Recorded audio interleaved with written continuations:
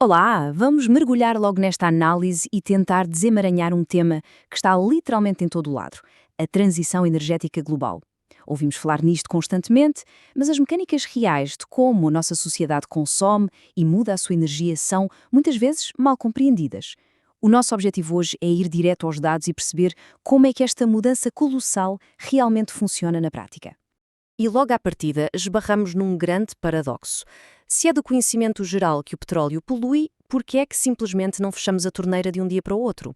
É uma daquelas questões que gera imensa curiosidade.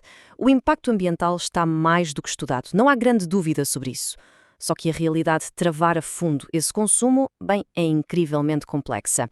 A resposta para este impasse não é nada simples e, para a percebermos, vamos ter de recuar um bocadinho no tempo.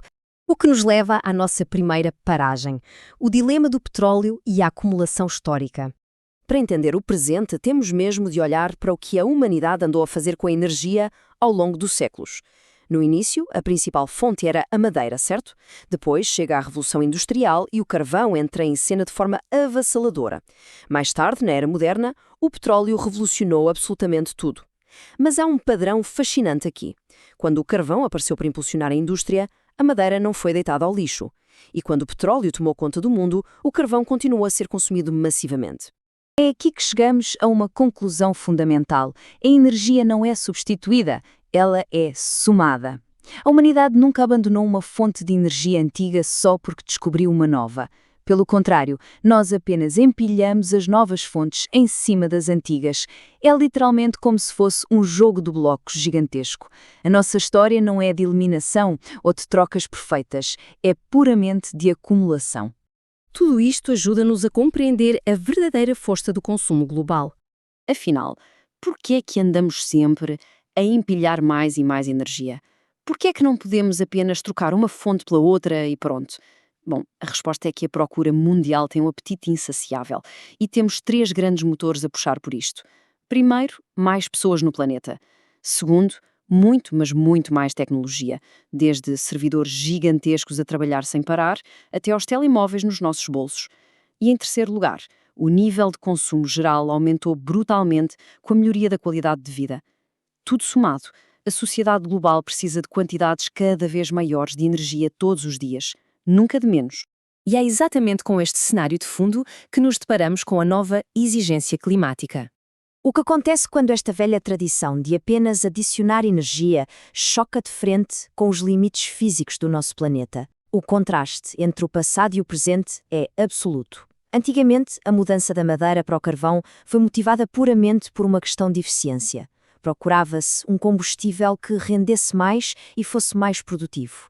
Mas hoje a história é completamente diferente. Pela primeira vez, a civilização está a ser forçada a mudar as suas fundações energéticas, não por conveniência económica, mas por uma necessidade ambiental absoluta. A sobrevivência climática passou a exigir isso mesmo. Face a esta pressão enorme, estamos a assistir a uma resposta moderna avassaladora. A energia solar e a eólica estão a registrar um crescimento histórico. Estamos a falar de investimentos massivos que estão a ser injetados por governos e empresas um pouco por todo o lado. O grande objetivo por trás de todo este esforço é muito claro: tentar reduzir drasticamente a profunda dependência que temos hoje dos combustíveis fósseis. Só que há um enorme mas no meio disto tudo. Mudar a infraestrutura do mundo inteiro não é algo que se faça num estalar de dedos. Se desligássemos todas as fontes fósseis de uma só vez, hoje à tarde o resultado seria simplesmente catastrófico. Uma paragem imediata significaria um planeta sem energia, incapaz de funcionar no seu nível mais básico. O que nos traz a ideia vital de uma transição ininterrupta. Esta é provavelmente a parte mais impressionante da nossa análise. Mudar a matriz energética mundial é como tentar reconstruir as fundações de um edifício gigantesco enquanto todas as pessoas continuam lá a viver dentro. As novas energias têm responsabilidades colossais pela frente e não podem ter interrupções. Têm de assegurar 4 pilares ao mesmo tempo: sustentar as casas com eletricidade e aquecimento, alimentar a maquinaria pesada das indústrias sem parar, abastecer toda a rede global de transportes e, por fim, ainda têm de conseguir acompanhar aquele crescimento de procura de que falamos antes.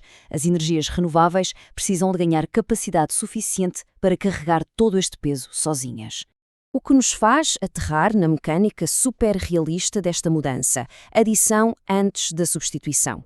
Devido ao facto de que não podemos, em momento algum, deixar a sociedade parar, as novas fontes de energia têm de ser primeiro adicionadas, fortalecidas e integradas na nossa rede. E só depois, só quando ganharem uma escala brutal e se tornarem robustas o suficiente para garantirem aquelas enormes exigências globais, é que vamos poder, de forma segura, substituir as velhas fundações fósseis. Para terminar, o quebra-cabeças definitivo da nossa era resume-se a isto. Como é que mudamos a nossa matriz energética sem deixar o mundo parar no meio do processo? Já não se trata apenas de termos vontade de mudar. Trata-se do equilíbrio monumental entre a necessidade urgente de proteger o clima e a exigência inegociável de manter a sociedade a funcionar a cada segundo. É um desafio fascinante e, sem dúvida, é esta complexidade que vai moldar as grandes decisões dos próximos anos. Fica o pensamento no ar para reflexão.